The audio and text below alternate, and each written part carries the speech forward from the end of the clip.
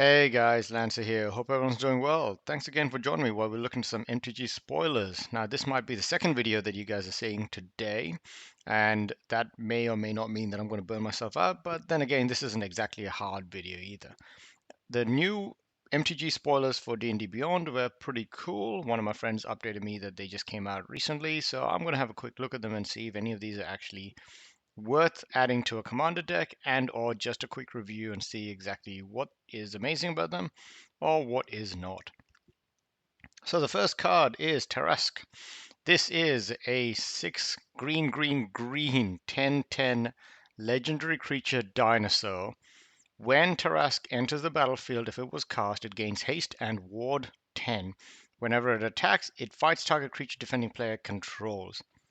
So this is an attack trigger. So when you declare that this creature is attacking, you immediately fight another creature the defending player controls, and you hopefully get rid of their biggest threat. It is annoying that this is not it hasn't got trample. It hasn't got trample, and the fact that it enters the battlefield, and if you bring it back from the graveyard, it literally is just a 10/10 that sits there, and when it has a chance to attack, it can destroy a defending player's creature. There are some limitations to this.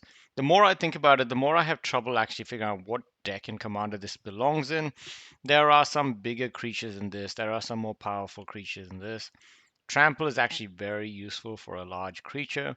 So I feel like there is some limitations with a card like this.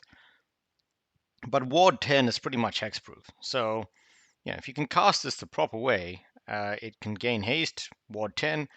You may just be able to control the game from that point on, or at least control one person's board and get rid of a creature.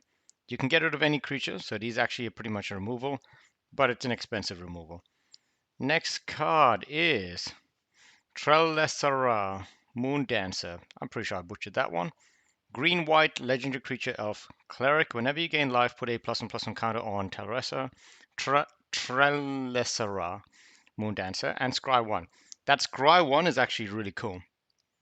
It is actually some value in this. The +1/+1 counter is great, but that Scry 1 is actually pretty cool because it says whenever you gain life. See, if you gain individual points of life, especially consistently, that Scry 1 is going to add up faster than a lot of other ways. So it's a good card.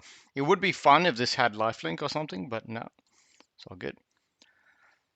Valorous Bard, 2 red. 2 colorless, 1 red. Creature, Tiefling Bard. Inspire at the beginning of combat on your turn. Target creature you control gets +1/+0 until end of turn. It's okay. Owlbear, 3 green green. Creature, Bird Bear. Keen Sense. When Owlbear enters the battlefield, draw a card. It's a 4/4 for 5, with a draw a card on it. It's a draw a card on a stick. Kind of expensive. You can't really. Yeah, it's a bit high end for using the draw a card without. And there's better value for that. I'm not too sure what this first word is. Is that Keen Sense? Because I thought this was Keen Sense. So it's some word in there. Yeah, I'm not too sure what that word means, but I feel like maybe it adds on enough to make this card decent. Hall of the Storm of Giants. Hall of Storm Giants. Sorry. Land. If you control 2 or more other lands, Hall of Storm Giants enters the battlefield tapped. Tap, add blue. 5 and a blue until end of turn. Hall of Storm Giants becomes a 7/7 blue giant creature with Ward 3. It is still a land. Not bad. Just there's not much else to say. It's okay. Hive of the Eye Tyrant. Land. If you control 2 or more other lands, Hive of the Eye Tyrant enter the battlefield tapped. Tap, add black. 3 black until end of turn. Hive of the Eye Tyrant becomes a 3/3 black beholder creature with menace, and whenever this creature attacks, exile target card from defending player's graveyard. It is still land. This is actually better in my head. It does more things and has a chance to deal damage. The other one does not say anything about trample or flying, so it's a 7/7 without any evasion. This at least has menace, so it can get around it and deal that extra 3 damage. It might be better to put this in like a mono black deck or something. And I kind of like the fact that when it attacks, it gets a trigger to remove a card from defending player's graveyard. It doesn't always have to be useful, but it can. Next card, Sphere of Annihilation, X black artifact. Sphere of Annihilation enters the battlefield with X void counters on it. At the beginning of your upkeep, exile the Sphere of Annihilation. All creatures and planeswalkers with mana value less than or equal to the number of void counters on it, and all creatures and planeswalkers cards in graveyards with mana value less than or equal to the number of void counters on it. Oh boy.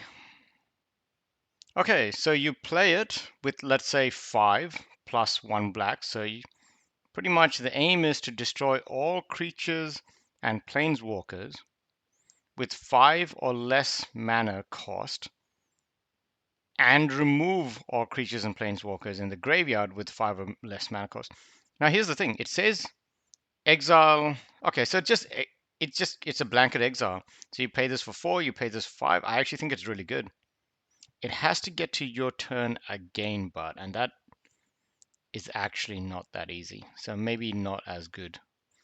Purple Worm, 5, 2 green for a creature worm. This spell costs 2 less to cast if a creature died this turn.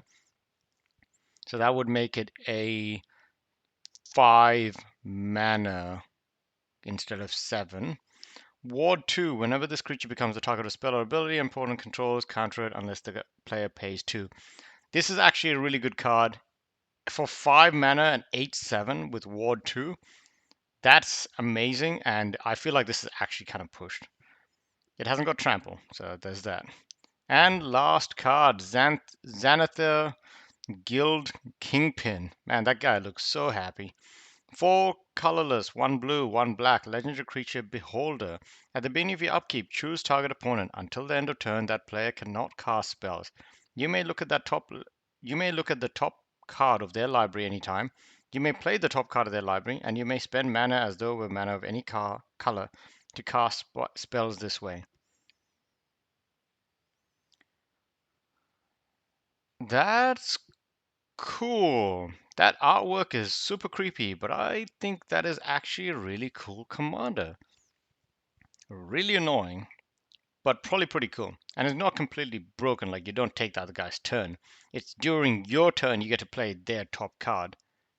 And they cannot stop you in any way. So this is actually a really good card. It's pretty much just simplifies your plans. And you get an extra card on top of that. Yeah, amazing. Really good. No protection, nothing fancy. He's just sitting there taking it. I wonder if they went through with like Star Wars kind of Jabba the Hutt kind of an idea with all the other stuff around him. But anyways, guys, thanks again for joining, and I'll see if I can put this one out.